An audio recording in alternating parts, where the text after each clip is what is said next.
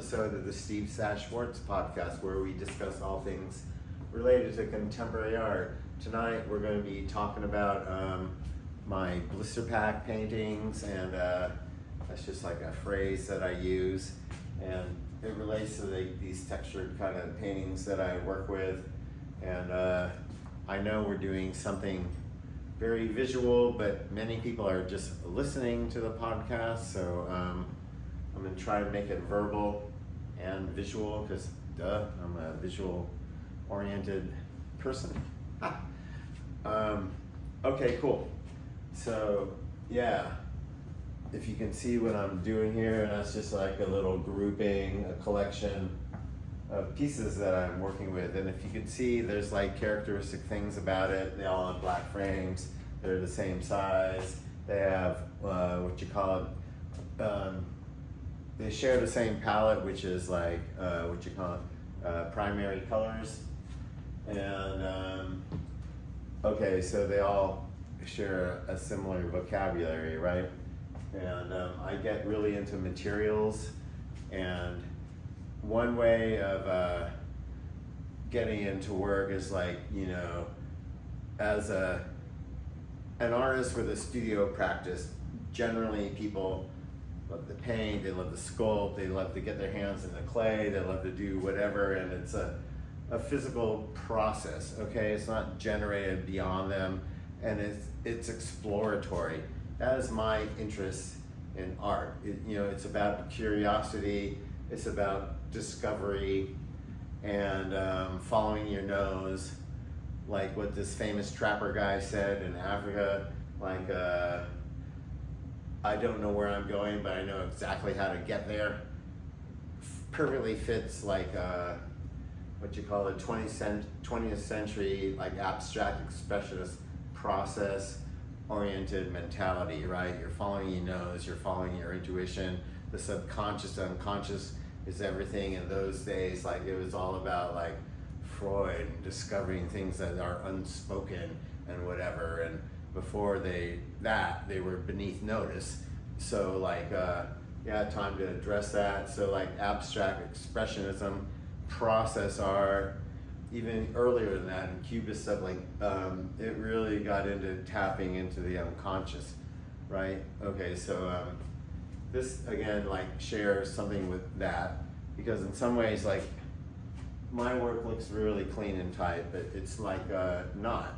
I mean, it's very process oriented, really. Like, it's not like I say, hey, I want to have a certain look, it's going to look like this. And no, it kind of evolved into a style, a lexicon, and like there's more to be said within that language bracket, right? So that's what I'm exploring, and there's nothing formulaic about it,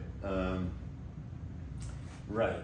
So like one of the things, I don't know where to jump into this, right? Okay, so let's just say the textures. I've been working with these like recycled materials and that kind of concept, making something neglected and turned into garbage, making it into art, trinkets into transcendence kind of thing. I think I stole that phrase from somewhere. But anyway, it's like that, like, okay, we're making all this waste, like, okay, and then it's just like there for an eternity. No, like we should make something of it. Anyway, it's just a philosophy I have, probably kind of hippy-dippy, but whatever, it's kind of cool. So one thing I got into, and for years now, I've been doing this for, I don't know,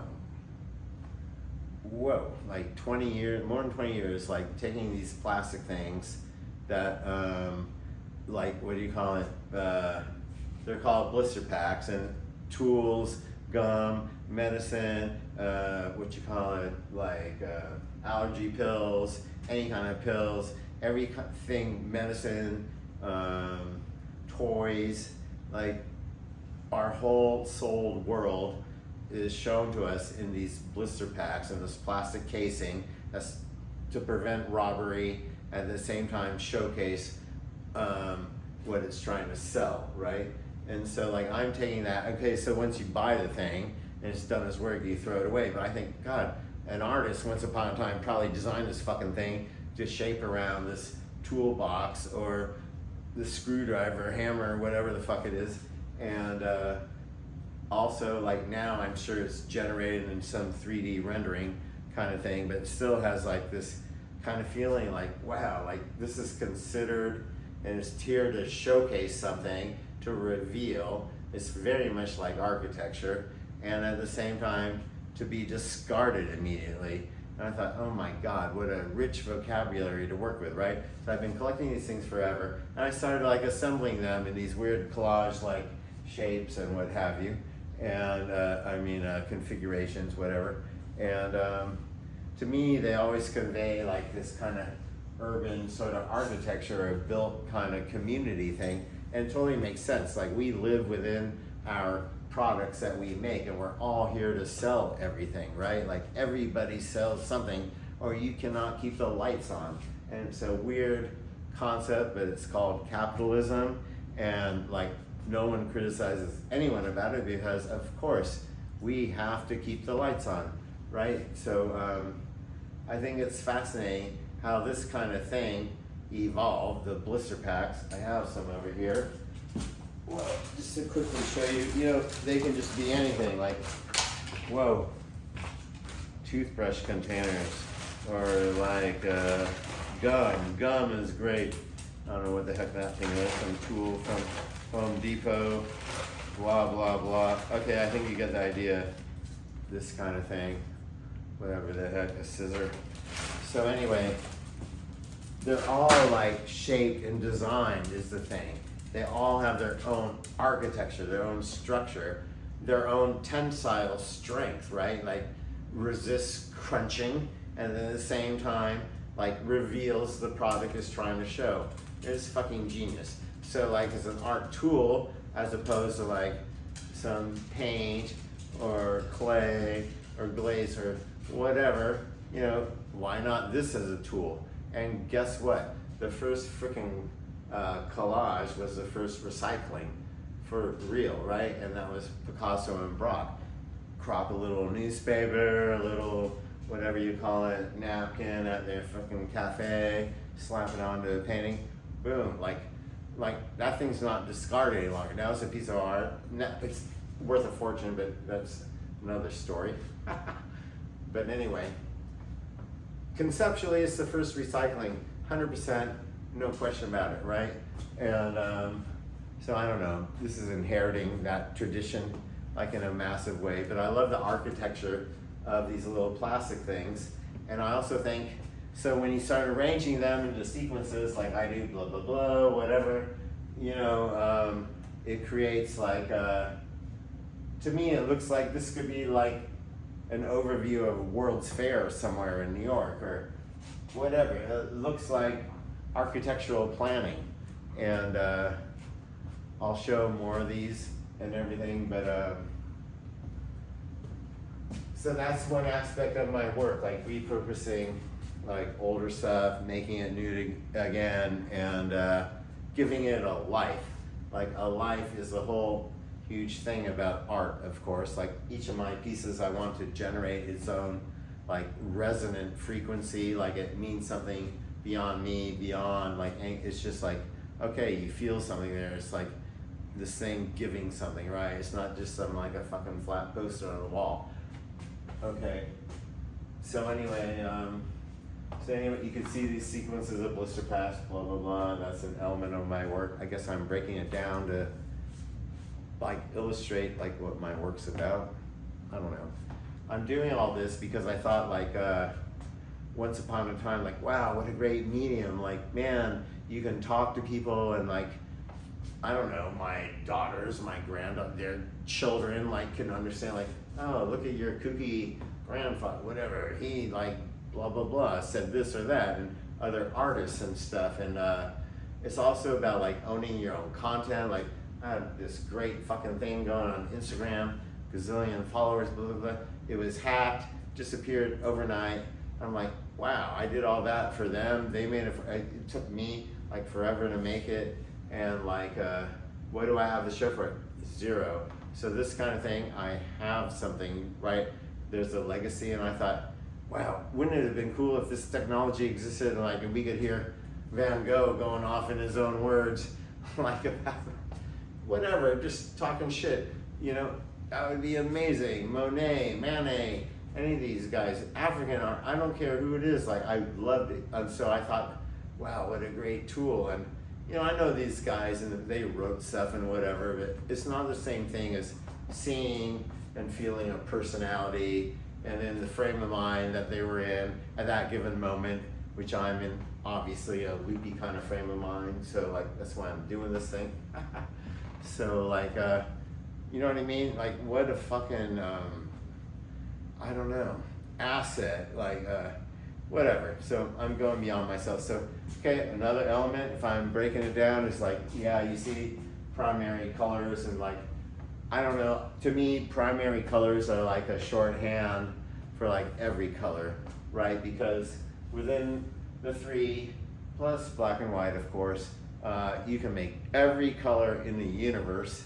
And I needed something just to like laser in what matters, what makes sense. And also that made me relate to the high modernists in the mid 20th century, the still movement like Mondrian, Malevich, the suprematists, all those guys that were paring down everything, getting into really geometric shapes and shit.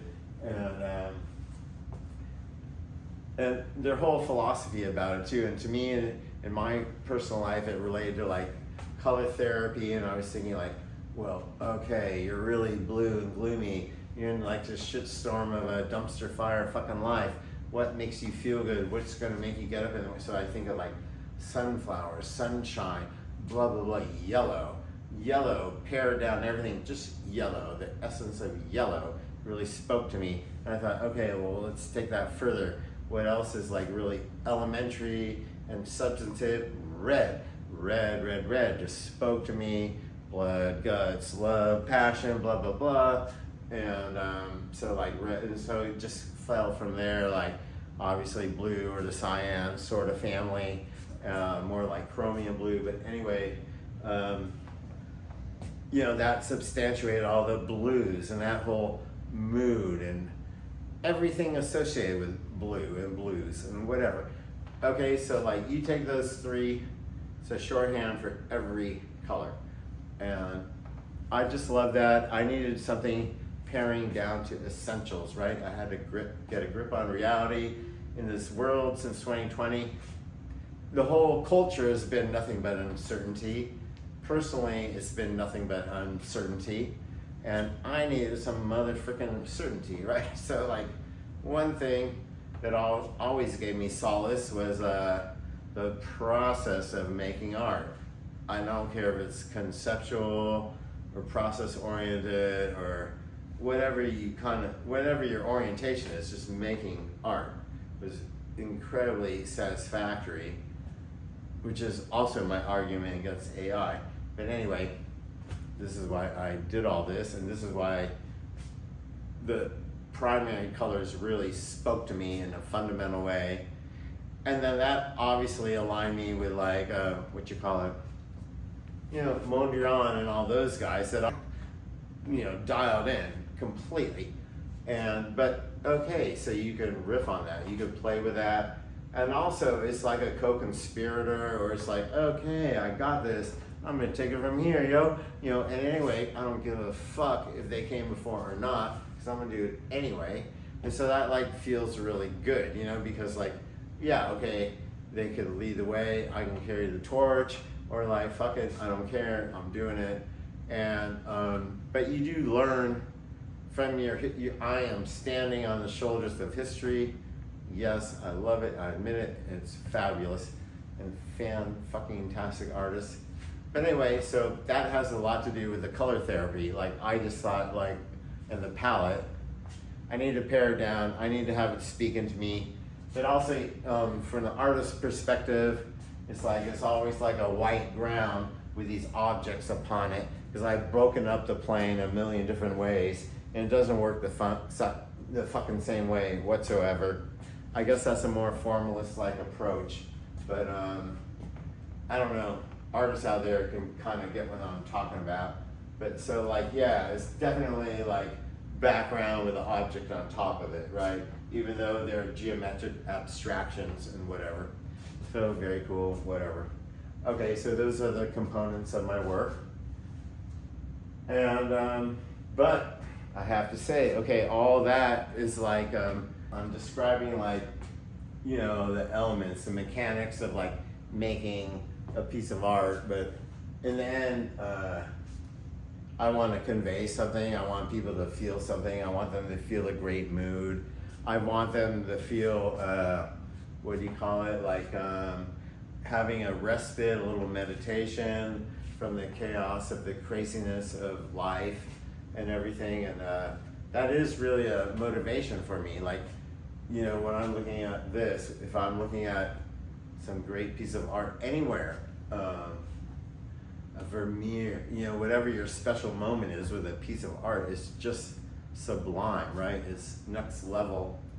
I'm trying to convey that, and I also want to give people peace of mind. And in other words, it's not just decorative. It's not just like, oh, a pretty picture on a wall. Oh, that's lovely. Ooh, okay, but eye candy, great. All for it, fabulous. You know, but okay, I want the eye candy, but I want it to operate on a deeper level as well and be meaningful and stuff. And you know, that's just me, and so that's what I'm doing with my work.